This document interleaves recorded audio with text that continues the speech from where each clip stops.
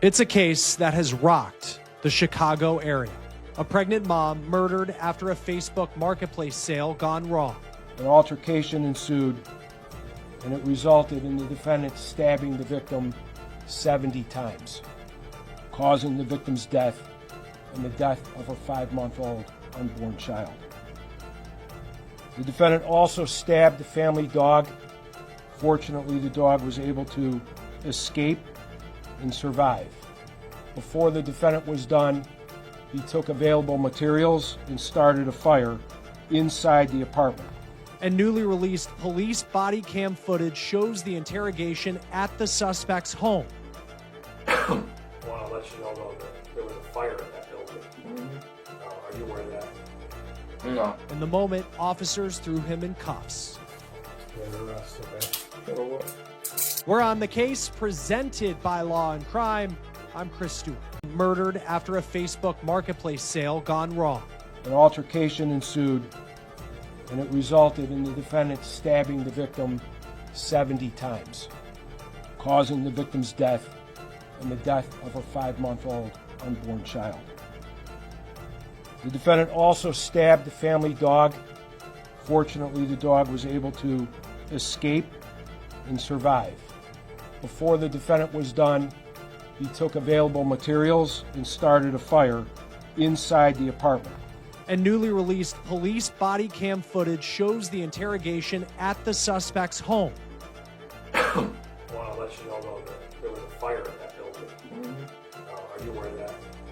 No. In the moment, officers threw him in cuffs. You're arrested, okay? For what? We're on the case presented by Law and Crime. I'm Chris Stewart.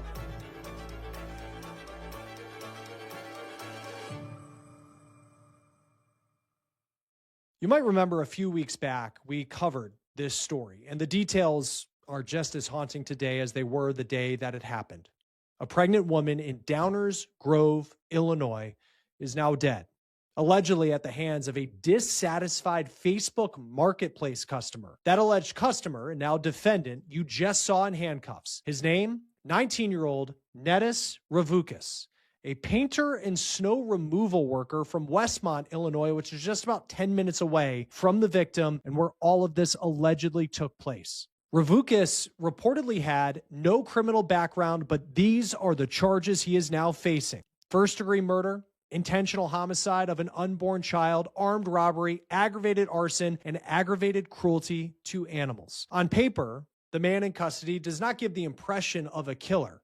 So how does a Facebook marketplace sale for a vehicle set someone off to commit, allegedly, such a horrific crime? There's still so many questions to be answered in this case. What we do know at this point is where the case stands right now in the legal system. And more importantly, we have the full newly released police body cam footage showing the crucial moments leading up to the defendant's arrest. Now, before we jump into that footage, I want to explore the timeline leading up to this moment.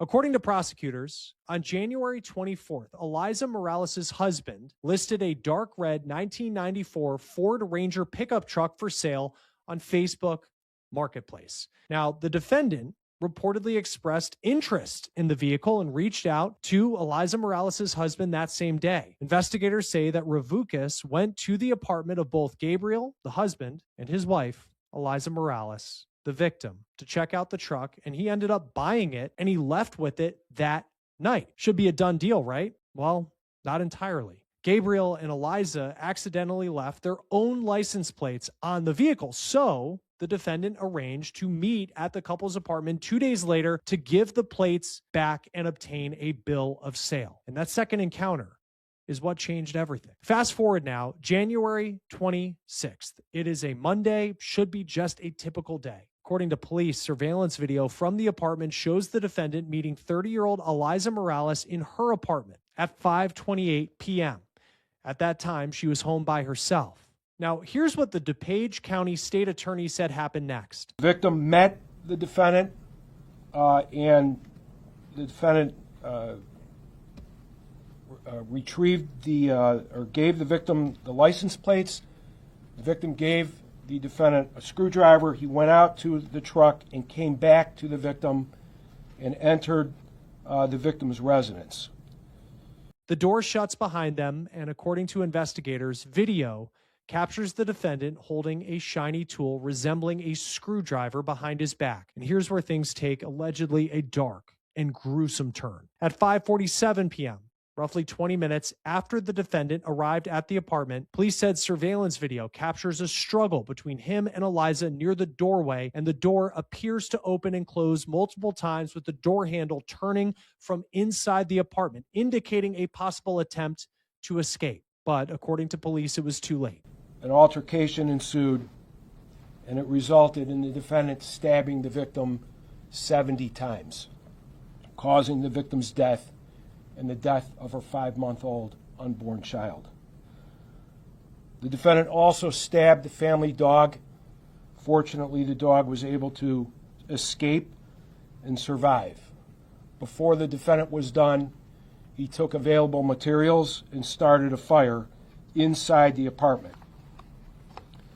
The defendant then fled in the truck. At the scene, the fire department arrived after a fire alarm went off in the building around 6:09 p.m. Here is audio from the police scanner. All right, got a working fire, first floor unit. It's going to be the middle of the building. It looks like it's just kitchen right now. Got the back door open. I just pulled a puppy out. I don't see any victims. This building does have a basement. It's going to be the middle of the building. You got a working kitchen fire. You got a puppy out. Still looking for victims. You got the back door open. Court records said Eliza's body was later discovered near the apartment front door, and she was pronounced dead after being placed in an ambulance. Autopsy records from the DuPage County coroner found over 6 stab wounds, primarily to Eliza's head and neck, with most inflicted by a knife. The coroner also noted defensive injuries, soot in her airways, and bruising to her genital area. Prosecutors said a sexual assault kit was conducted on Eliza's body. Following the gruesome discovery, a manhunt goes underway, and police have a key lead: the dark red Ford Ranger pickup truck, the product allegedly behind this deadly sale.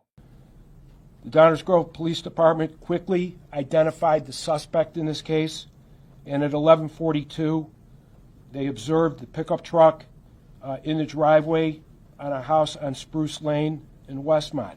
5 hours after the defendant reportedly fled the crime scene, police officers are now standing in the entryway of the home that he shares with his girlfriend, waiting for him to come out. And here's how the confrontation began. Netus? No. Netus, sorry. How's it going, man? This is Andy. My name's Andy. From Downers Cutie. Nick? Keep it on. Hey, the reason we're here, sorry to bother you this other time. We're just trying to ask about that car. You bought that car earlier? Yeah? Well, when did you buy this car? Saturday? This past Saturday? Yeah, this Saturday. Okay. Or, yeah. This past Saturday? So how'd you find that car? Like, how'd you... Facebook Marketplace? You were just searching for a pickup truck? Or... Mm-hmm. And then you found this one? For how much was it for? $2,200, but I got the guy on $1,600. Okay, and you met the guy in person or Mm-hmm. negotiated in person? Who'd you meet there with? My girlfriend. You, your girlfriend, Mm-hmm. you, and just one guy? No, you bought it just from? me and her. Anyway. I bought it from me at one single guy. A guy by himself, and then he negotiated there? Yeah. You bought it cash? Yeah. So I threw him an offer and then that was it. Okay, how much you buy it for? $1,600, like I said. $1,600, and then you guys drove home that day? Yeah. With the truck? Yeah. Okay, and then you guys have any recent contact with him when that between Saturday and today? I gave him his license plate back.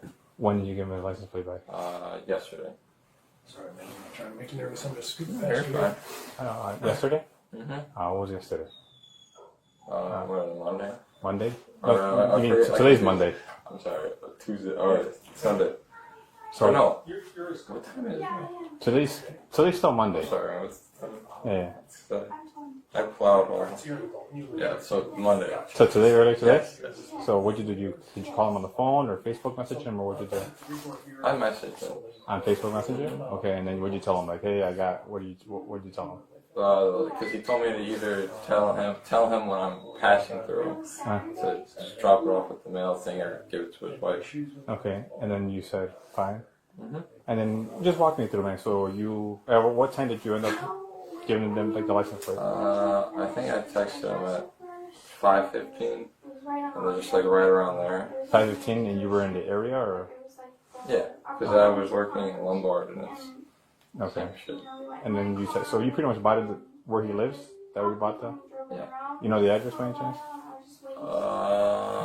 2-3 something. Okay. It's behind some dealer, because I remember I went to the dealer Yeah. back. So behind some dealership over there? He sent me the wrong address, so I kept going back and forth between dealers. Okay. So then did you meet with anybody? Who'd you give the plate to, or? Yeah, the wife, I gave it to her at the door, and then she gave me a bill of sale. You got the bill of sale with you too? I should. So you didn't get no bill of sale on Saturday? No, because I forgot. You usually don't need a bill of sale, but Okay.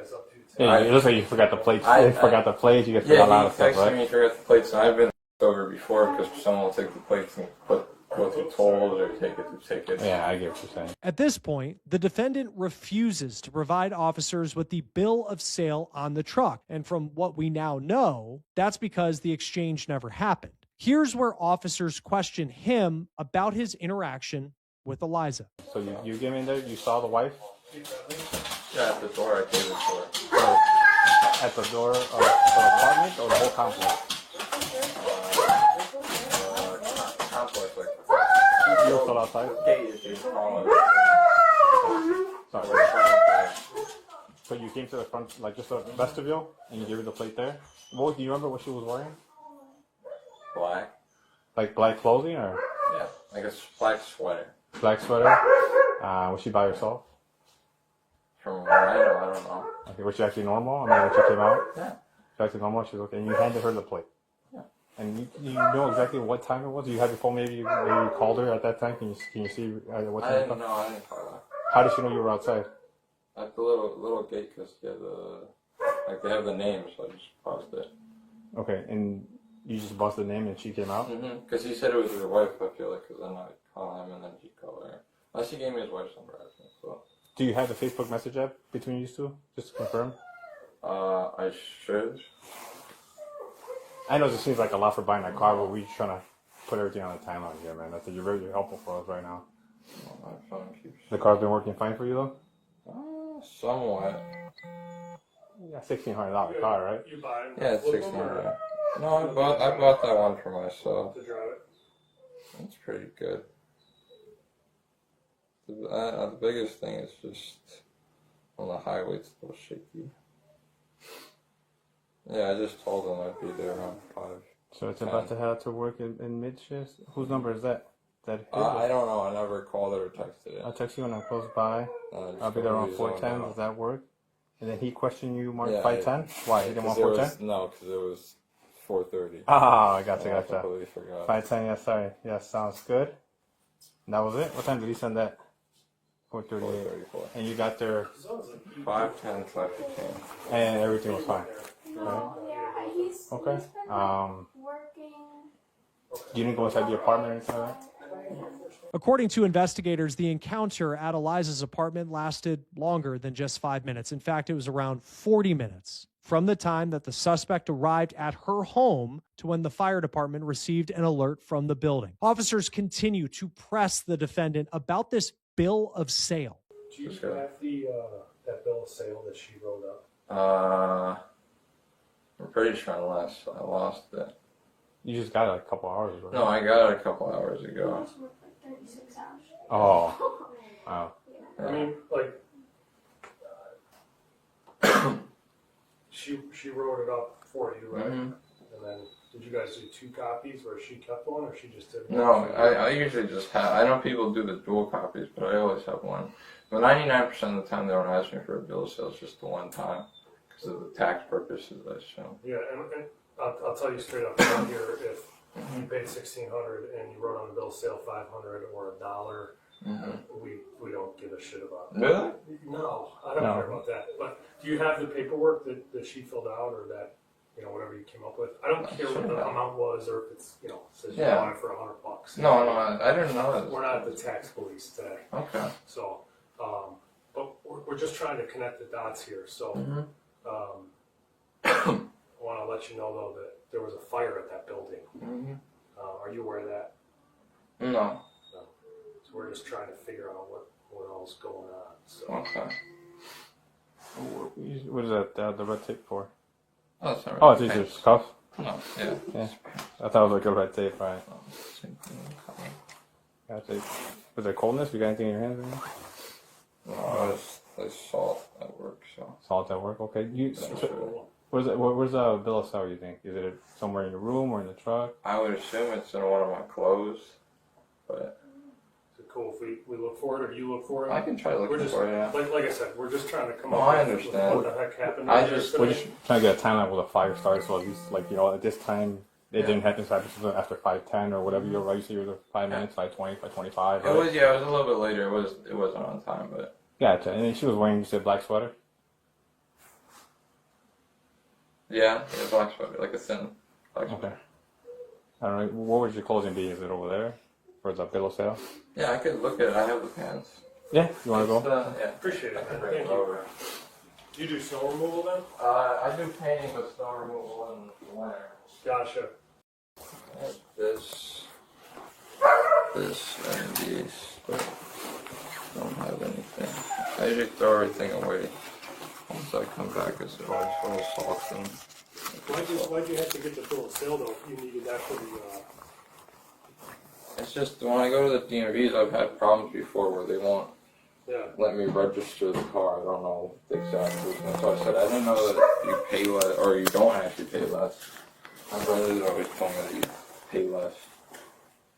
I think there's always like a threshold. I think that's what I'm Yeah, saying. there's always And then threshold. it's If it's under a certain amount, You I pay think that. it's like a flat rate. As long as you didn't pay like 20 grand. Like then after that, it's like 10% or. But that's not good then if we lost it already. If you No. just got it. I know that. What's your phone number, Anita, in case we need to call?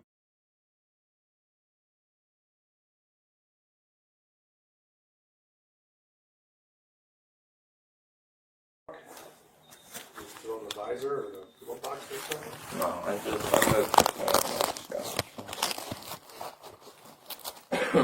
Thank you for coming out for us in the middle of the night at night. You know, it's very helpful.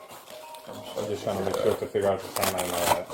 yeah, I mean, like I said, around 5:20, I get it, and then I leave. Okay. Alright. Because that truck stalls out on me. The Did one you thing, drive the truck there? Did you drive the truck Yeah. there? You drove the truck there and it was fine. Right now? when I brake really hard, it stalls out. I don't know. No problem. It's like in a sense that the whole truck shuts off. and It's a then- 94 truck. No, I know that. It's Okay. truck shit. Okay, one last thing from me I can ask for you. Is it okay if we go search your car to make sure everything's okay in the car? We're not looking for drugs. We're not looking for any of that. The defendant doesn't sound eager for officers to search his car. And after failing to provide the bill of sale of the truck, officers move in to arrest him. We're not worried James, about bring that. you back.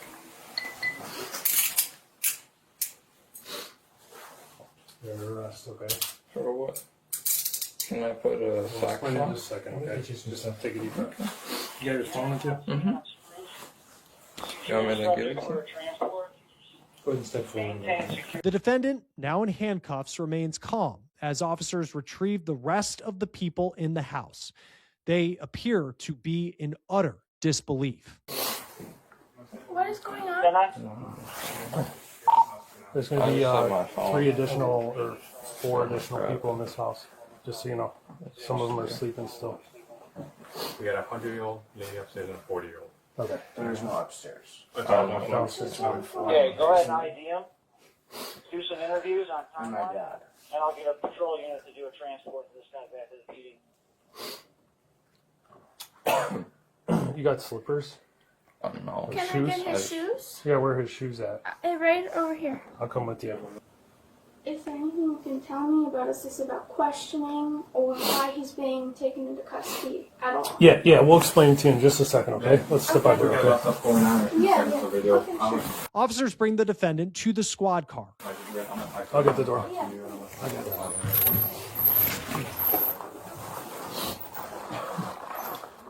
Can you guys go in with Andy? Yeah. I'm just gonna secure that for now. Here, just stop right here at the. You can stop at like the sidewalk. Am I allowed to pull my back What's of my your- shoe up? What you got? You want to pull your shoe up? Yeah, let's put my shoe down. Yeah, if you can reach it. I don't want you to fall over here, man. Thank you. I don't understand if I. We'll talk about it, something man. with the truck. Yeah, we're gonna talk about it. Okay. I'll get you in the squad car here where it's warm. What do you got in your pockets? It's my phone. Any firearms on you? I promise. Any Just my phone. any knives? Anything like that? No. Okay.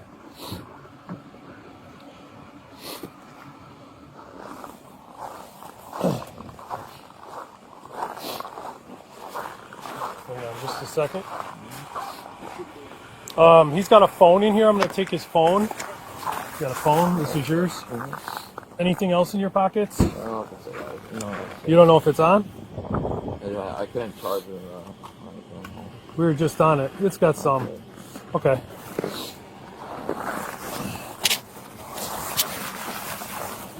You did the jacket too, right? Okay. All right. Let's get in there where you're nice and warm, and then in just a minute we're going to transfer you to another warm squad car, okay?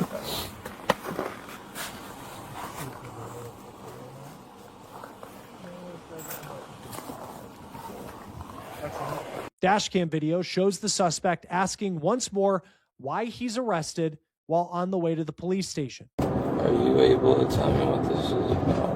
I'll be honest, man, I do not know anything about what's going on. I haven't had It's just around 10 o'clock, so I have no idea. Okay. All right, man, we're going to go ahead and walk right in here in the book room, all right?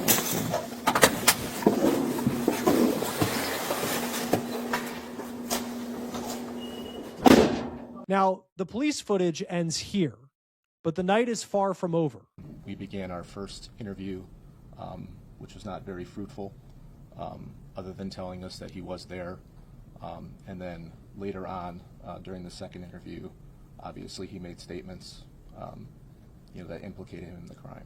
During the defendant's second police interview, he allegedly admitted to killing Eliza Morales, telling investigators he stabbed her 10 times. And that is allegedly still 60 less times than determined by autopsy records. On why the altercation happened in the first place, he reportedly told investigators that he was angry about the condition of the truck that he had purchased and took out his frustration on the victim. Police say the defendant continued to confess to detectives that he started the fire in the apartment by stacking items onto the kitchen stove and using chemicals and sanitizer as accelerants. The defendant also reportedly admitted to taking Eliza's phone with him, later snapping it in half in his vehicle and throwing it from the car window. When it comes to the alleged murder weapon, the defendant reportedly told detectives that he discarded a knife used in the attack near another road in town. His interview with detectives also reportedly revealed the defendant went to a local hardware store to change his jacket, remove bloody clothing, and use bathroom cleaner in an attempt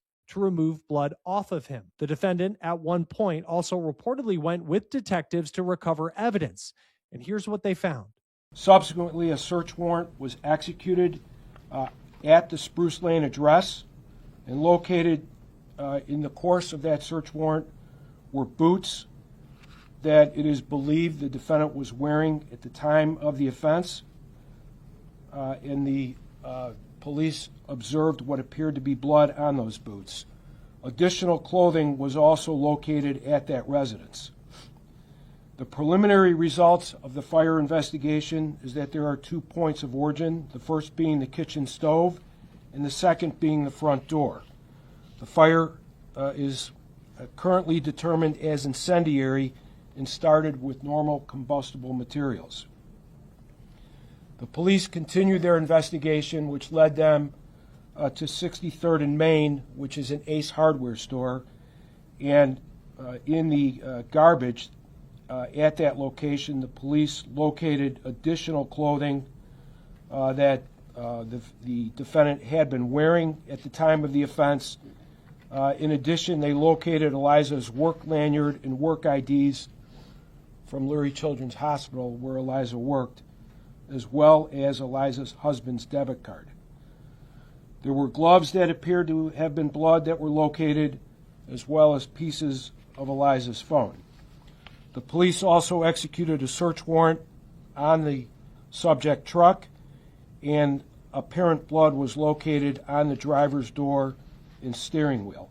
As I mentioned at the beginning of this story, The defendant here is facing some very serious charges, disturbing charges, like first-degree murder, intentional homicide of an unborn child, armed robbery, aggravated arson, and aggravated cruelty to animals. And he appeared in court 5 days later for the first time, where a judge denied him bail. And that same afternoon, this defendant was rushed to the hospital in critical condition for what appeared to be self-inflicted injuries. And 3 days after that, he was back in jail. According to the defendant's court docket, his arraignment was pushed to March 3rd, where he is expected to either enter a plea of guilty or not guilty. We will continue to follow the latest developments in this case as it plays out on the legal side. But I also want to make sure that we focus on the victim in this case, 30-year-old Eliza Morales. She also went by the name Nikki, along with her unborn baby. Now, I first mentioned there was a GoFundMe campaign set up by her family, and within 3 weeks, it has now raised nearly $160,000. But, of course, there's no price that you can put on a life loss,